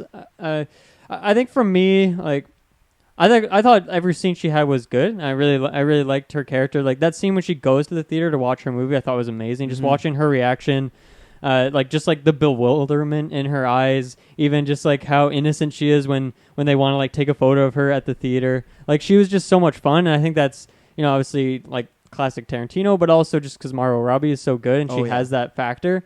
I think I just wanted I really wanted a scene of her and Leo, throwback to Wolf of Wall Street. I really wanted to see that those two again, and like even just Margot Robbie's so good. I just wanted to see like an extended scene of dialogue with like her and anyone. Honestly, it didn't have to be Leo, but I just feel like she just doesn't have. I don't know. I guess I compare her to like Mia Wallace. Like that's the way I look at her. I feel like the way this movie kind of has like. I don't even want to say this movie like focuses on 3 storylines because I don't even think hers like quantifies into being like a third. If you split it up into a third, it's not really fair to put her on the tier of like Brad and Leo. Obviously, it just doesn't make sense. But I feel like in terms of just like being at least the vibe I got for Sharon Tate in this movie is that she's like a small time actress, which kind of the same as like Mia Wallace, but they kind of have like that alluring factor to them. But she's like not even close to like Mia in terms of like how interesting of a character she is, and maybe that's like an unfair comparison, but that's kind of the way I see it, and I don't know, I just wanted more, I guess. So I think she's more of a symbol in this movie than a character. Yeah, no, I think the point you brought up is really, really well thought out, and I definitely didn't put that together, but that is an interesting way to look at it. You have to wonder, though, how that will affect the movie on subsequent watches, right? Exactly, yeah. Yeah, so that's definitely an interesting aspect. Yeah, no, I definitely feel like very similar to what you're saying. That's exactly how I felt because obviously it's such a terrible tragedy, like what happened to her, and exactly what you said, though. It's just like she has almost become like a cliff note to like the terrible events that happened, like wrapped around like the cult that was like the Manson family. And like I felt like this was definitely Tarantino's just like, I don't know, like love letter to Hollywood, whatever you want to call it. Just like honoring like her legacy, her career, like what she actually was. Like I don't know, like a tribute to yeah, memories, like yeah. you said it exactly like what I was trying to or think in my mind, I guess. Like I was trying to figure a way to put it out there, but you just I said it so incepted him last night. That's you- how I Hey, take these. That's what I do in reviews. I just take people's ideas, yeah. And I plant bad ones. Yeah, so I definitely feel like going into it, I was definitely in that camp where like, oh, I can't wait to see her and Leo again, like interacting with the Brad Pitt character and just how they tackle like this terrible tragedy of like what happened around her and just do it in a Tarantino-esque way. But looking back, especially like now that I slept on it all day to kind of think about it, I'm really really happy with the way that he did do it. It felt like it was I don't know, just a geez, I don't even Classy? It felt like it was just a nice thing to do for that like past real person. I don't know. It's terrible explanation. There's but a word I feel I can't think about it. Yeah. yeah, exactly. I'm fishing for it, but I don't know. And like certain Tarantino movies, he's obviously known for just going over the top. Yeah, a lot of violence, a lot of just ridiculous like deaths for characters and stuff. And to see him do like a really like I don't know humbling way to like just honor this actress, I loved it. Like because exactly what you said. Like she just felt so like just positive and happy in this movie, and just. Like if you met her on the street, she would just be super friendly to you. She'd be super, I don't know, just caring and just friendly character. And I felt like the way that he was able to, because now I feel like when I think of Sharon Tate, I'm going to think of her as that type of person, not just she was a victim of something like that. And I feel like that was kind of his intention. And I feel like, at least for me, obviously there are people that will be divided on it, but I feel like for me it was just so like, I don't know. I have respect for Tarantino for doing that. Yeah, and I think it makes sense because that's what I first thought when I walked in. I'm like, I don't know if we needed all that really. But then when I thought about, so that's why I can still see someone being divided on, still being, well, yeah, it's still moving. There's still like 20 to 25 minutes of her just at parties doing stuff. And, but at the same time, you can say it like kind of sets up the Manson family, right? Because they're the reason they're going there. It's just, and that's literally the reason why they got killed is just because they're living in Charles Manson's friend's old house, and he's like, well, we got to get rid of them. And that was a well, I'll save the Manson thing, but that I think that's another thing. At least they kind of introduced them that way. I'm not sure if it would have worked better if we even got a scene in the middle of the movie of like her, Pitt, and Leo together. Maybe just her bumping into them could have been fun, but then at the same time you kind of want this scene at the end with Leo kind of feeling like he did a good deed and the universe is like giving him something back that clearly he's getting ushered into this like really popular family, and maybe he will meet Roman Polanski, who's a terrible dude, and all this stuff. But it's like he kind of gets his happy ending, and Pitt kind of like Pitt's happy ending is still just kind of being alive, so he gets his happy ending. So it's like really like I guess Tarantino does actually do happy endings quite a bit, like with the Bastards, but this felt just really, really happy, like really charmingly, like everyone's going to be A-okay, and there's no crime, there's no murder, they're going to live happy lives, all three of them, you know, and Francesca. Yeah, Francesca. Yeah, I guess one last point for me is like, I don't know if I felt like baited by the trailers or something, but I think there's even a little bit of bait in the movie where like someone says like, oh, like she has a type, and it's like really describes like these two dudes that look very similar, and like Charles Manson looks like identical to that, so you think that there's going to be something there, but then it just like is nothing. So. Yeah, I especially like going into it, I felt like I kind of had an idea of what the movie was going to be. Like even in the trailer, there's a shot with Leo in his pool, like rehearsing his lines or whatever, and then it goes to Sharon Tate and Roman Polanski like going out on a date. When I first saw that, I thought that was actually like Charles Manson like taking her out on a date. Oh yeah. Yeah, so I feel like I don't know, in a sense you could say I was kind of baited into that. Especially, I don't know, that they kind of like they show Charles Manson in the trailer. Like they're kind of just hinting at certain things, but obviously looking back, I'm so happy with the way it did go, because when like it did come up Once Upon a Time in Hollywood, I definitely felt like happy. I felt like it felt like a fairy tale. Yeah, exactly. Like, man, if only that's actually what happened, right? Like, it was just... Yeah. Well, let's transition to Manson, because we're kind of talking about that right now. I feel like the whole... And because we'll probably talk about Sharon Tate again with them. I think that's the other thing where it's a huge red herring, but it's like Tarantino also using her to be this massive red herring throughout the movie, because you get the girls always around, you get this setup, if you know what's happening, you know what's going to happen to her and whatnot, and then even Charlie showing up to the house in a very... brief scene, briefer than I thought. Like with him being in the trailer, I almost wish they didn't put him in the trailer, because I wasn't disappointed with what we got, but I was expecting a little bit more. Me especially too. That guy's a talented actor, also from Justified as well. So Tarantino clearly a Justified fan. If you are disappointed, though, this is a quick aside. There's a new season of Mindhunter coming out on Netflix this August. He's also playing Charles Manson in that, but same actor. Same actor. Wow. He's playing an incarcerated older Charles Manson when he has a swastika on his head and big beard. So funny that he got cast. So if you were like, I really want to see that actor play Charles Manson, check out Mindhunter. It's about the show of how they started classifying what is a serial killer. Is that really next good. season, or is that the season that already came out? There's only been one season. The next season comes out in August. Okay, sometime. so it would have been the first season. No. He's in the second season. Okay. Yeah. Sorry, I it was misheard. weird thing because he got cast for this and that at the same time. It's like he's just getting typecast as Awesome. Charles Manson. But It's a good I show. almost wish they didn't show him the trailer. But at the same time, I think they kind of did that as a red herring to expect, he's gonna come. And even if you know what happened, he was never at the house. He never really technically killed people. He just got people to do it for him. So I do applaud that in like the horror sense, because I think we talk about that in horror movies all the time, how there's so many red herrings and we usually just see right through them. And maybe you might even be disappointed by the red herring, but I think he did in a way with multiple ways of even with what's her name? What is Dakota Fanning's character's name? Chassie or Squeaky. Yeah. Even the whole story, you for sure.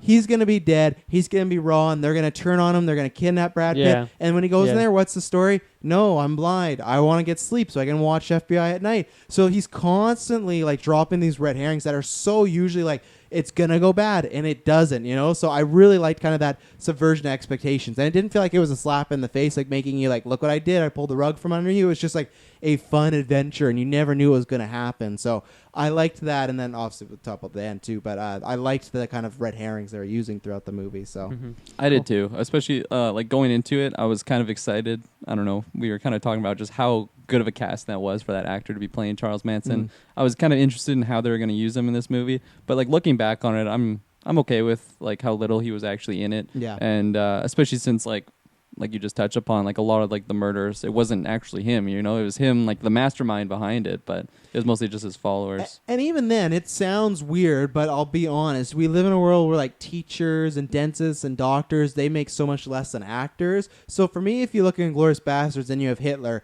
Hitler is just kind of this idea, right? He's this guy that hated Jewish people. He ran Germany and just terrible things, but he's so out there we can't really contextualize. Where with Sharon Tate, like if, for example, if let's say Leonardo got murdered tomorrow, that person that was responsible, that person would be famous for the rest of our lives, and everyone would know the person that murdered Leonardo DiCaprio. And that's why I almost wonder too why he was not in this movie, because he didn't want to glorize him. Where Hitler, he took him and made him like a comedic character, but even then we don't have it sounds weird, but we don't have a personal relationship. But with Sharon Tate, different for us, but back then she's in your home, she's in your television, your kids are watching her. You feel like you have a more personal connection with her than maybe just random murder. So I almost wonder if that's another reason why, because you didn't want to have like, man, they did Charles Manson so good and that was so good to see him, like he killed it. Like I almost wonder if that's another reason why, because people, including myself, were worried when they said he's going to do that, because he is very comedic at times. The Mansion Break-In is comedic. Luckily, it's, I think, comedic in a good way, and I think that's another reason why it's good Sharon Tate's not there. But we talked about this on newscasts, like the murder of a woman and her child he could have really put his foot in his mouth, and like the way Bastards went well, people could have walked away like that was really unclassy and that didn't go well. So I think maybe that's why he just didn't even want to touch him or that situation, and just made it about like our three fun goofy characters dealing with the Manson family. No, that's a really good point that you just highlighted, because like I don't know, you hear in the news of whether it's like super tragic, like a mass shooting or something, and like they don't even want to highlight like who actually did it, because you don't want to give incentive to other people to do that thing. Obviously, it's a little different because this is a movie, but I do like the idea that he doesn't want to just highlight like that terrible individual that did all those evil things, but instead highlight like the person that was super innocent, Sharon Tate. That's who I'm talking about. And I don't know. Looking back, I'm really happy that. And I think it's different, because some people might be like, "Oh, they do that with Leo in Inglourious Basterds," but the character Calvin Candy is crucial to the plot. Where Charles Manson, it's just he's the leader of the cult. You could say, "Oh, let's get a scene with him with the cult," but he was not there the night of the murder, so he doesn't have anything to do with this story really, other than just him tangentially like passing down people, So let's talk about that scene.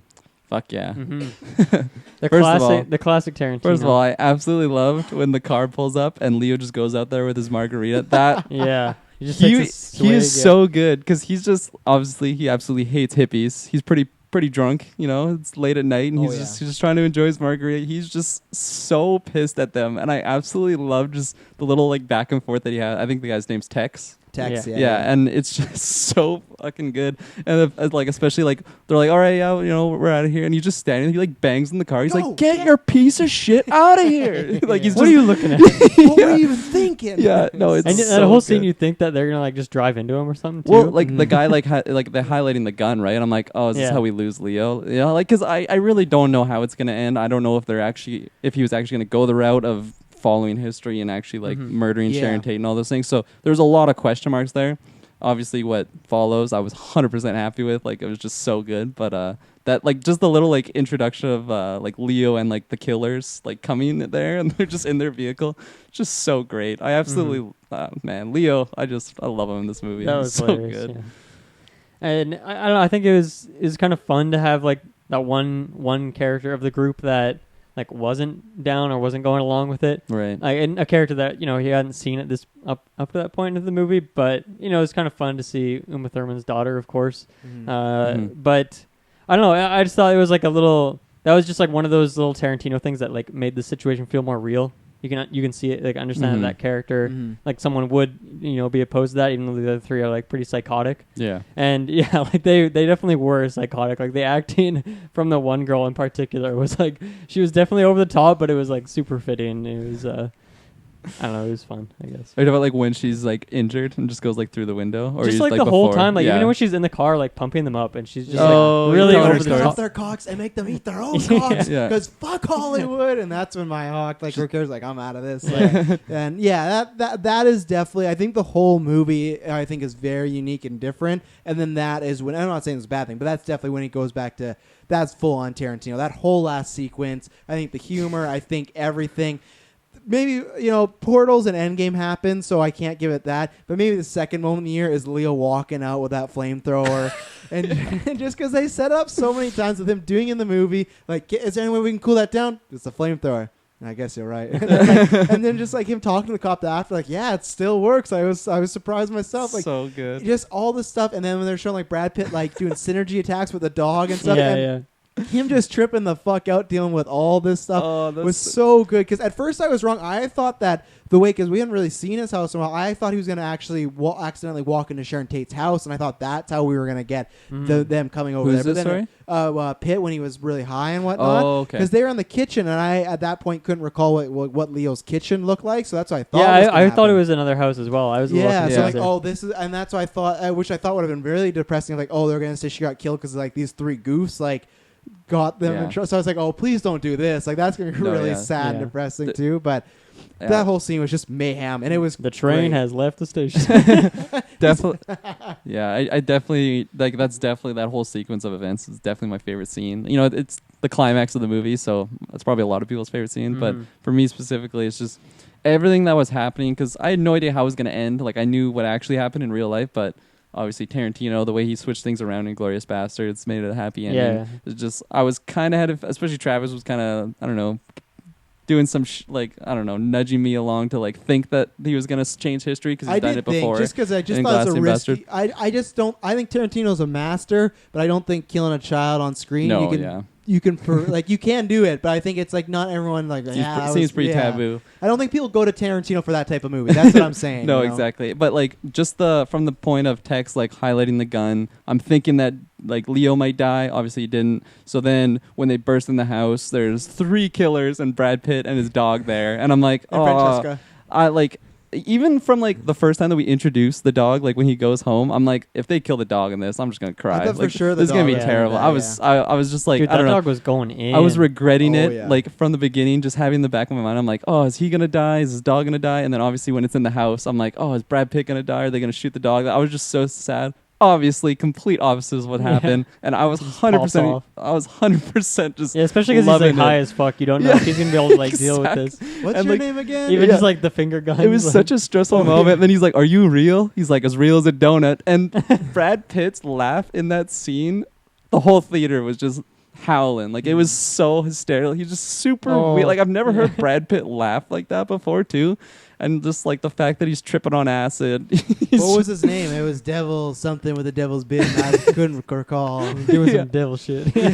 Yeah. And like, it was just such like a high, like strung moment. And then obviously when I don't know, he just becomes Batman and fucks them all up. When that can to the when face, he whips man. that can at that, she's going full clip towards him, and he just whips it. Obviously, it's a Tarantino movie, so we really highlight. We got to see everything that's going on, and exactly what I said before when he fucked up that one hillbilly at his car. I was just like, fuck them up. Like, let's go. When he curb stomp Tex like on the door. Oh man, I love that. Like it was, yeah.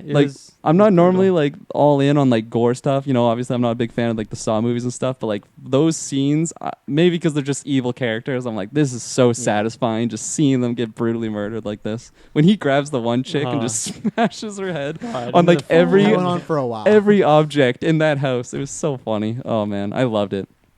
Yeah. Just such good violence. It was a classic Tarantino, and you cap it off with a fucking flamethrower, just burning someone alive. So he goes in the shed. I'm like, where's he going? Like, is he trying to, like, is he going to a safe room? You know, is he like trying to like go and get a gun? When he comes out, he has the flamethrower. It's just and even just like, you know, in Django, we had a brief scene of a dog destroying someone, and it just like it makes you sick to your stomach because of the context. Yeah. But it's funny to see the context here of just like, you know, these hippies who are just killing people for no reason, to see them get destroyed by a dog. It's still just as savage, but it's like, yeah, you are cheering. No, you exactly. Are cheering it on. It doesn't feel like as gross. It didn't feel as disturbing as like especially the Django one, because that was definitely gruesome. Yeah.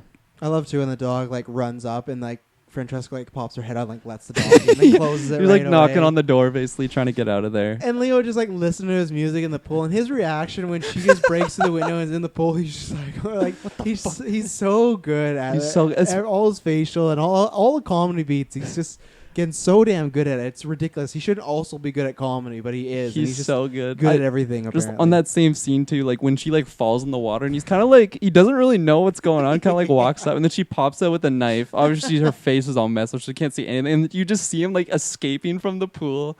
It's just so good. Yeah. Oh man, Leo delivered so hard on that scene, and then just the badassery around Brad Pitt, and we'll just fuck those people up. And he's on acid, like that's just so great. And I love their goodbye, and that's when like you get the like full on Tarantino like kookiness, violence, like I said, mayhem. But then at the end when they're saying goodbye and just like, oh, thanks for all you do, and he just like puts his hand on the glass and they drive away. It just comes back to that friendship, you know. Yeah, I loved what Rick Dalton said. He's like, man, you're really a great friend. Like all these things, just like, you know, like he's laying him off and he's still just like fucking defending the homestead the way he did while on acid. And it's just like, I know we'll never get it, but it's just like when he goes like, man, I want another 3-hour movie. Like what's next for these guys? You know, Rick Dalton's about to become a bigger movie star. Clearly he'll need a stuntman. You know, it's just like, man, I loved these characters so much. Like it's just, and it's so weird because I don't want to throw it on there, but just it just felt so strange that they were like so quickly surpassing a lot of characters for me that were like a Jules, or like, I'm not going to do spoilers and rankings, but just so many characters that I had established that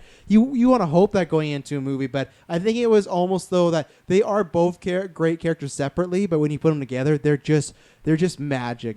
Their bond, their chemistry, everything. It just felt so natural. It felt so unique. And like I said, it just felt like you could, even though there wasn't in-depth conversations, when they just go to the bar and they have different drinks and just watching the way they're like sharing a nut and like doing like.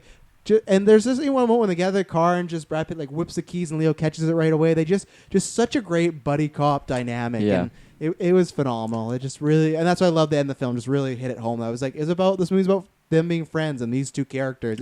Is it ensemble? But like Dylan said, like Margot Robbie's not on their level in this movie. It's like it's those two movie and like what their adventure is. And Sharon Tate's kind of an outlier of a tribute or to set things up, you know. But it's about, you know, Cliff and him. 10 years ago, I don't think I would have been like craving a Brad Pitt, Leo DiCaprio like team up, but man, this was definitely like the gift I didn't think I needed, and I'm so glad I got it. Like it was like their chemistry together, it's just so good, and like it really sorry, I was kind of cut myself off there, but like I forgot which one of you guys said it earlier, but it was like it's so many times you have like buddy cop thing, and then buddy cop thing. Buddy, just duo buddies, and then they throw in the fact, oh, this guy was sleeping with this guy's girlfriend, they just break up or something. But like, I'm so glad that didn't happen in this one. It just felt like, I don't know, like a more authentic like friendship. The bromance is still there. The bromance is still there. You wanted to go to the hospital with him right away. Yeah, I absolutely loved it. In the morning. Yeah, so good. Be with your wife, and then he just doesn't.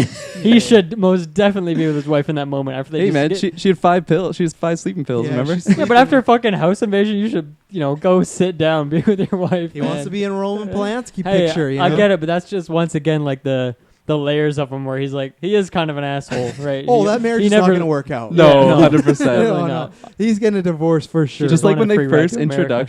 introduced like the wife on the plane, when she's just snoring. I'm like, oh yeah, this isn't gonna last.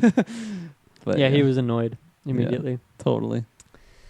I have a couple of notes. I have one written down. The one that's written down is I had to highlight Brad Pitt's shoes in this movie because I don't know if you guys pointed them out or saw them, but they're nice. They're just you remember they're just fucking leather, and I'm like, I know I wouldn't be able to rock those nowadays, but man, those are sweet kicks. We can bring it back. Like those are some damn Daniels I right just there. love all the look of that time, like even he just has like this like white denim but like suit tuxedo look. It's just I always talk about those like dress shirts and everything like that. Like we just have such a boring style nowadays, and I always wish that would come back. Like obviously that's a good thing on the film; they make it feel unique. But that's just like a shout out to the 60s and 70s. Just great. Sharon Tate's outfits were so good, and I noticed that like the blonde hair with like the yellow outfits. I feel like that was definitely a shout out, a callback to Kill Bill, if you will. Oh yeah, which I thought was kind of interesting cinematic thing to do. Yeah, classic Tarantino. Well, we kind of talked about everyone who's been like in other Tarantino stuff, but it was fun to have Michael Madsen back as well. Just like a classic role. I wonder if like that's just his voice now, or if he was hamming up like the. I think it's his voice. The raspy voice, like because that would like fit that role so well. It was hilarious too, because he had like I forget, it's like an ascot. Is that what it is? Like when you had like a bandana around your neck. He literally looked like the exact same character from Hateful Eight, especially since we just watched that. Yeah. I'm like, this is so hilarious. Just seeing him like such an identical role from what he did in the last movie. It was just he was great in it though. I'm not gonna lie. The dog's name was Brandy. Brandy. Yeah, there you go. Female, right? Bugging me. What? Female. Yeah. And then this is another when I was cruising around the IMDb page for this movie last night. The guy he's in Death Proof, but he's one of the bastards. He plays Donnie Donowitz. He's that character. He's in this movie apparently. Did you guys notice him at any point? Not at all. Isn't Donnie Donowitz the bear Jew? That's what I thought. Then the other guy. Like the guy who's like doesn't speak and he. Dominic DeCoco. Yeah. Yeah. I didn't notice him. No. He's in this movie apparently. So do you know what character he was? Nope. No. Can't remember. Second watch, baby. Okay. Second watch. Luke Perry was in this. It was cool to see him. Yeah, last role. Rest in peace. Yeah. Oh yeah. Not as much as I thought he was gonna be in it because he was just in Lancer. So it was those TV shows threw me off. Wasn't there someone else in the TV shows that was like Tarantino lore, like a Bruce Dern? I thought I may be wrong. What's that, sir? In that first chunk, wasn't there someone like? James Remar or what's his name? James Remar. Yeah, who played Harry and Dexter when he's like, "What are you gonna do?" And then he punches him in Bounty Law. Yeah, also fitting because plays a similar sort of guy. Like that could be the same character from Django sort of thing. Yeah. So that was another one. Yeah, I forgot about him because that was like a 2-second clip. Yeah, Bounty Law. Another like detail I noticed when they have like the sequence talking about like the 4 movies he did in Italy. And like say like the title of the movie and like who directed it. One of the directors is Antonio Margaretti. Oh really? Antonio Margaretti. That's so funny. So I thought that was. I don't know if that's like an actual person that he was referencing in Inglourious Basterds. I bet they. Well, I don't know about that, but even in his world, I bet it's still him just being that person, right? Like, we know there's an Italian director, so it might be. But even then, I think this is now it's confirmed. This one is also in that universe as well. So it's I thought that was a fun detail because I love that scene so much. There's so many, obviously, like a lot of just things about movies, whether it's a movie poster. I was honestly thinking to myself, I'm like, there's probably so many like little Easter egg like shout out to like his past movies and characters and stuff like that. I had to shout before I forget. Leo and the Great Escape was phenomenal. He was so good. I couldn't believe. How did they do that scene? It was just just CGI magic, baby. That's just like the green screen. That's how it's far as. But it just, I love that conversation too of just you can see how bitter he is. Like, oh yeah, like I was close. There's 4 of us, and then he's just imagining what he would have been like in that movie, and because that was a huge movie for Steve McQueen, and it's just. Yeah, it was that was such a fun little thing to do because you could have just had that conversation, it'd be the same. But I loved all these little segments they put in, even the credits when he had that smoking cigarette. Like, why use a fucking double chin picture of me? Goddamn, and this tastes like shit. Like every segment they put in. Always it's funny that reminded me of in Talladega Nights. There's like I don't know if it's a post credit scene or just like some moment throughout where he's talking about chewing Big Red. Yeah, it's at the end. Yeah, and so like the cigarettes are called like. Something red as well. Marlboros. I'm pretty sure. Marlboro Reds. I don't know how to I know how to spell it. I don't know how to say it. I'll believe you. So I don't know. It's a famous cigarette. I can't really imagine a world where Tarantino's taking influence from Talladega Nights, but I thought that was a fun connection that I have in my head now. Totally. One quick note that I just thought of. It was the scene. I think it's when like they first introduced like the acid dip cigarette, and it's Leo and Brad, and they're watching like FBI, and it's awesome because it shows like the TV, and it's basically like a commentary track, like 100%. like we're watching the episode, That's but they're talking. I love that so much. Yeah, and that then just Leo in his mood, just like the shot. Yeah, when he so jumps good. out of the truck, he's like, oh, perfect framing, or something like that. perfect vault. I don't know, something like that. Just like the little comments they're doing, I just loved it. It was a short little just scene, like but I once again like patting his own ego, watching his own show. Yeah. Like, Oh yeah, like you, and that's why I and like like that. you can tell it's like something they do every single week. You know, they Yeah, get their no, beers, they exactly. get their pizza. And that's what I like. It could have been the trope too, when he's like, "You want to come and watch the episode?" He's like, "I already got a case of beer. I'm gonna order pizza." It wasn't like that. Yeah, like I guess I'll come. Like I like that he was just into, because he has nothing better to do, but No, also just feel like exactly. he still is supporting. Well, that's his like the one friend. person who doesn't see him as a fucking serial killer, or Well, not serial yeah. killer, but or even, murderer. or even just a stunt guy. You know, like he doesn't look down on him because Yeah. like actors like, "Oh, I'm an actor." Like he just treats him like equal, and even then he treats him back. Just like, don't forget, you're Rick fucking Dalton. Like they're always raising they have each other such up, good and chemistry. even then, Yeah, like, what's yeah, wrong with yeah. the Italian movie? You know, like it'll pay. You know, this and that. So yeah, they just I can't say enough about that bromance they did there. So. No, yeah, and then just piggybacking on it, like even like, because that like when he goes and picks up Leo, that's the same day when the dude like slashes his tires. You know, he went through all that event, he fucked up that one dude, and just like at the end, he's like, yeah, I got a case of beer. Like it's just totally I don't know, it just strengthened like the realism of their friendship, and I just I liked it. You know, I got buddies. I feel like it would be very similar. You know, it's just good stuff. Mm-hmm. I swear I just had a point. Oh yeah, I guess just some random cinematography things. It's harder to pinpoint these. It's much easier when we're watching these movies on Netflix and we have our notepads right next to us. Exactly. But there was a lot of just like, I guess like very vertical shots like around their house. How you kind of mentioned one earlier, Kirkland, how it just starts on like one point at like Rick's house, and then it like kind of scrolls up and moves like over to the other house. Mm-hmm. So I thought those shots were all really fun. I really like the cinematography like throughout this movie. It's always hard to pinpoint those things on one watch. It's always like every time I watch Bastards, it's like, oh, here's like two or three more shots I didn't notice before that are really cool. Yeah, no, there's so many to like obviously just have in the top of my head, since we watched this in a movie theater, so I wasn't able to have my phone out taking notes. But even like another one that we don't like those people. No, we've seen people do them. Fuck those people. Absolutely not.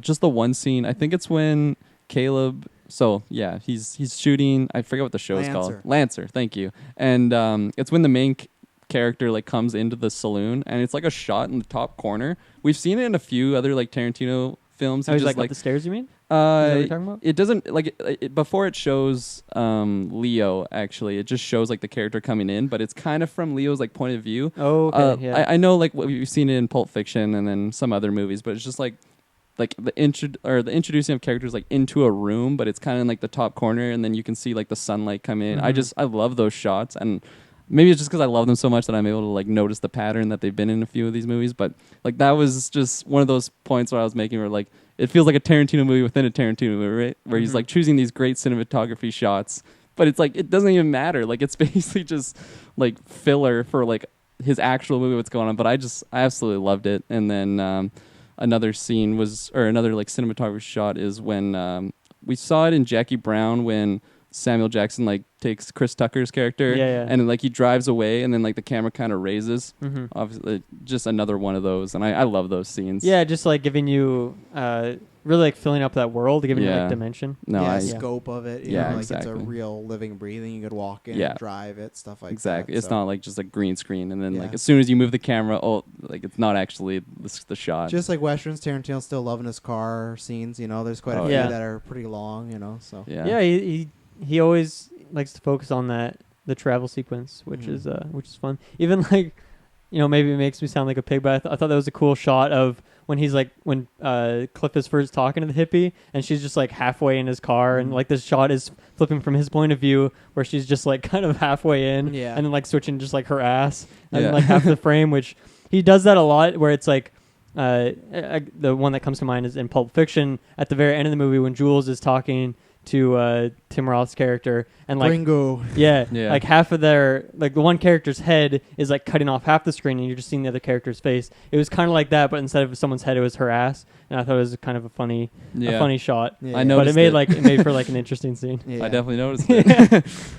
Yeah, no, there's just Tarantino's just so good Yeah. at like constructing shots for his films, and I feel like even just like the aspect of like driving back to his house, and every time they like park in that driveway, like I feel like you see that shot like 4 or 5 times, like the so, photo. yeah. and and that's fun too, because like it's the very start of the movie, isn't it, where it's like just like this weird, like you can tell it's some like sort of graffiti, but you don't really know what it is, and then it's not until later when they drive back to his house where you actually see like what that weird like zoomed in mouth was. I thought that was kind of fun. Really reminded me of like Jack Nicholson in The Shining. That's what I thought it was at first, but I'm like, no, this era wouldn't be right.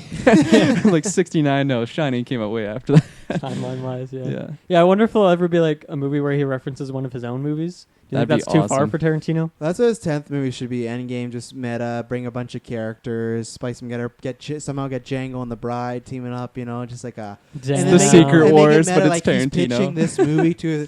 Like Beyonder. he's pitching this movie to a studio exec, and it's kind of like the scenes we see in Lancer. It's just scenes of what the movie could be. Yeah. That'd be... Oh, he won't do that. That'd be such good if his 10th film was about him, and he's talking to execs about what should I make my 10th film be, and just like these ideas, and he could really like shit on Hollywood with like sequels or like franchise, like let's do this. No, you got to do like a Bride, but she has to have like there has to be a huge battle, and there has to be an alien. Like Tarantino, call me. Got a great idea for you. He can pull it off. That'd be fun. Him pitching what should my 10th film be, and that's his 10th film. Is, A couple other random little points. We kind of mentioned this quickly, but the Bruce Lee scene is really fun. Just like I love how over the top he is with like making all those noises and just like doing his poses. And then I loved like Zoe Bell in that, just having her back. She's just a fun character that I like, that she's been in like 4 or 5. She's on a solid streak right now. But even just Kill like Bill, even just twice being in like with Kurt Russell, like even though they don't interact in Hateful Eight, it's still fun to have them like both again. Yeah. But she's just fun how she's just like getting mad at him. She was great. She always has like just like this enthusiasm. Her characters, it's like she's so much fun on screen. The two of them are so funny too, especially like when she's like, I forget specifically what she says. I don't even want to try and paraphrase, but basically tells Brad Pitt to just fuck off. Yeah, and then Kurt Russell's like, I'm handling this. And she's like, handle it. And then he basically says the exact same thing except for what at the end. Instead of like fuck off, it's like get out. Wardrobe, take off your shit and get the fuck off this lot. And then and then he says it like without the swear. Go to the wardrobe. Get his shit. Get off the lawn. Yeah, it's just so good. I'm really glad you brought up Bruce Lee, because it reminded me of a note that I wanted to bring up. Was I love the little like I don't even remember if it was the film that Sharon Tate was watching in the movie, but when she's like doing like the combat with that other person, and then she's kind of like doing that stuff, but it's like it's actually Sharon Tate, like from like back in the that was not Margot Robbie. Yeah, no, I was a little confused at first. I thought they were gonna do that, but I think because the scene was so long, I think like the Leo scene in Great Escape, it's just them standing there talking, where I think that scene might have been too much to film for them. But I like that they do show her as Sharon Tate with Bruce Lee later on, like learning. That's cool. That was the next thing I was gonna say. I don't know. Inception. Yeah, exactly. A fun way to connect. You were in my mind. A character from 2 completely different scenes almost has like that Pulp Fiction effect. I feel like. Yeah. I do wish, for some little fans, I do wish Bruce Lee was there at the end of the house just to help beat up some bad guys. Like, it doesn't hurt the movie for all, but some people had that theory, like, oh, he's gonna help take out the Manson people. I wish that did happen, because that would have been fun. Him just a 30-minute long sequence like in Kill Bill. just him 40 karate kicking people. I'll take like a deleted scene somewhere and watch it. Oh yeah. I don't know if I needed that in the movie, because Brad Pitt had it, but him and Brandy. Yeah. Another relationship that I really liked was the one between Rick and the young actress. I can't remember what her name was. Oh yeah, Maribel. That was her stage name. That was her stage name. She only goes by her stage name. She only goes by her stage name. But that was just like a really heartwarming scene. And like there isn't really a whole lot of children in like Tarantino movies. Like there's of course Kill Bill, where you get to meet her daughter. But it's tricky because he has such like a high caliber of like the actors he's working with, and like you got to stick to the script and all this, at least from interviews and stuff that I've listened to. So I think that's probably the reason why he doesn't have a whole lot of children in there. But she was really good, and it was like just it added like that extra layer onto Rick Dalton as a character, right? Just like that heartwarming scene between them, and then even as she was like cheering him on after that scene was so good, she's like, I got my arm pads. That one scene I mentioned earlier, but like I absolutely love that scene, as well as when he first meets her. I don't know, I really like that child act. I've never heard of her. I don't know many like child actors. She's gonna be big after this. Yeah, she's gonna be in Stranger Things. She was really, really good in it. Like her dialogue, like you brought up Kill Bill Volume 2. I think the other one was like much younger. That the kid that was in Kill Bill Volume 2. But I think she was supposed to be like 8. Yeah, she seemed younger. Yeah. a couple years Okay, younger well, or something. I think she was 8 in this movie. there you Maribel go. a was. year or two is a lot But, for an actor yeah. that young, you know. That is true. It changes a lot. But no, I just felt like she really delivered on all of her dialogue and just the like you mentioned when she was cheering on Rick Dalton after he just killed his Caleb role, and then when he's just like breaking up because like the book that he's reading is very similar to his life. Yeah, it's paralleling life. That's such a nice touch. It is so good. And then like when she goes over, she's like, I haven't read this book, but it sounds like a really sad story, blah blah blah. And she's just like kind of like I can't even think of the proper term, just making him feel better. Yeah. And I don't know. I really like their chemistry. Obviously they didn't have a lot of like back and forth like throughout the movie, but that one like dialogue scene where they were just both sitting there reading their books, I loved it. I thought it was so good. I agree. Cool. Anything else, boys? No, I think I got all my notes. My Nice. one note that I wrote down. Nice jacket, man. I can't hear you, Talking Taylor. to your mic. I just Taylor? put on my Rick Dalton jacket, but it's too hot and my arm's stuck. We're doing ratings and final thoughts. There goes the Yeah. jacket. Yeah, it was gonna be good for the final rating, but like, cause I'm looking at a picture right now, and I saw it last night. It looks identical, so it's great. It's a nice jacket. So yeah, I'm gonna throw down the double digits. Gonna throw down a 10, which is that's a great thing to Silent happen, screen. especially after last year. There's a lot of 10s out there, but this year it's only been Endgame so far. So this year for me, honestly, has been pretty disappointing with films. I loved Captain Marvel, I loved Endgame, but then after that, I've liked a lot of films this year, but a lot of films have either really disappointed me or just I was not excited for them. I saw them and I still was not excited for them. So I was going to be really crushed, and especially because in the way we recorded the retro, I still really like these movies, but we watched Death Proof and Hateful Eight back to back, and those are ones that are maybe lower tier for me when we get into rankings. So it was kind of like I was on the little downturn of like, I really just want this to be good, and it delivered everything. I'm not sure where it ranks in Tarantino's. Even when we do rankings, I'll preference it with an asterisk if I need to see it again. Yeah. But it's a movie that I just loved. I loved start to finish. Even now that there was stuff that I was questioning, I said the Sharon Tate stuff that I'm coming around and even enjoying now. So, and if I have any complaints, they might be minor ones, but nothing that would affect the score. Like for me to take down notches, has to be something like that really stuck out, really bugged me. And I honestly thought that Sharon Tate thing was going to be it, but like I said, sat with me. And then as this movie continues to sit with me, I just enjoy it more and more. I can't wait to have it or own it or whatnot. Dropping a 10. I love this movie. Nice. Along with Endgame, this is my favorite movie of the year. With comic movies, I always admit that there's a tough, I won't say bias, but there's a upper level just because that's stuff I've been waiting to see. Oh yeah, it's like fulfilling a child's fantasy. Yeah, right? I've been waiting to Yeah. see since I was like 5 years old, so it's always tough. So that's why I kind of always rate them on a different scale. But just film. This is easily my favorite film of the year, and I still think he won't keep to his word and retire, and I honestly hope he doesn't. I hope he does his 10th one and he goes, you know what, I got more. Whether it's TV or not, Tarantino just needs to be in this world, and Pulp Fiction's probably still going to be my favorite, but I think you could make a case for this being his best work because it's just his most evolved, and it's him doing something new, but then bring everything he does great and just this perfect blender of Tarantino. So I'm not going to say it's his masterpiece yet, but if someone were to say that to me, I wouldn't say you're wrong, and maybe after a second watch I might feel that way because it just kind of felt like that, and that's why if he does retire, I wish this was the last one because this just feels like a great send-off for him, but Sure. if not, I can't wait. We'll be there for number 10 when it happens. But Oh, yeah. Great film, 10 out of 10, favorite film of the year. John, 10 out man, of 10? I'll ride that hype train.